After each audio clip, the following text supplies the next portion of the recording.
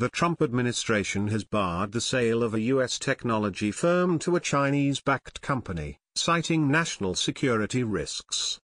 Since November, Chinese-backed Canyon Bridge Capital Partners has been seeking approval for a $1.3 billion, £984 million, deal to buy Lattice Semiconductor. The firms said they were disappointed by the decision.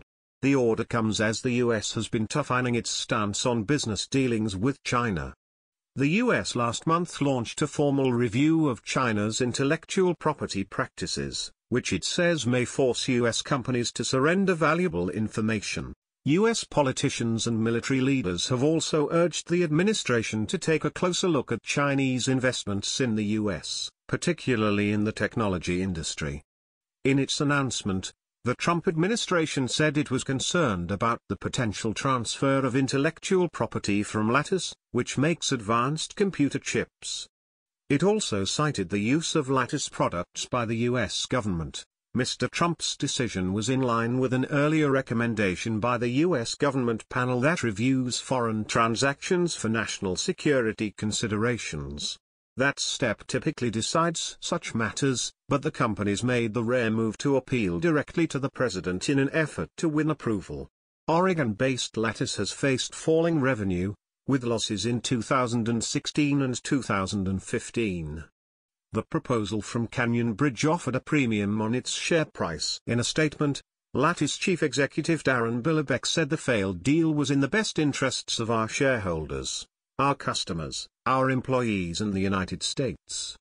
The chipmaker, which makes about a third of its revenue in China, has shifted its business away from the military and said it did not think the deal posed a security risk.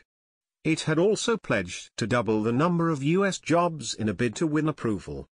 Canyon Bridge did not address the security concerns raised by the U.S. government in its response. The company, which is backed by the China Venture Capital Fund, said it would continue to pursue other investments.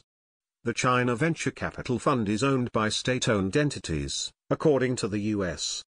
We are obviously disappointed in today's decision by the President of the United States to forego what we believe to be an excellent deal for Lattice's shareholders and its employees by expanding the opportunity to keep jobs in America, the company said in an emailed statement.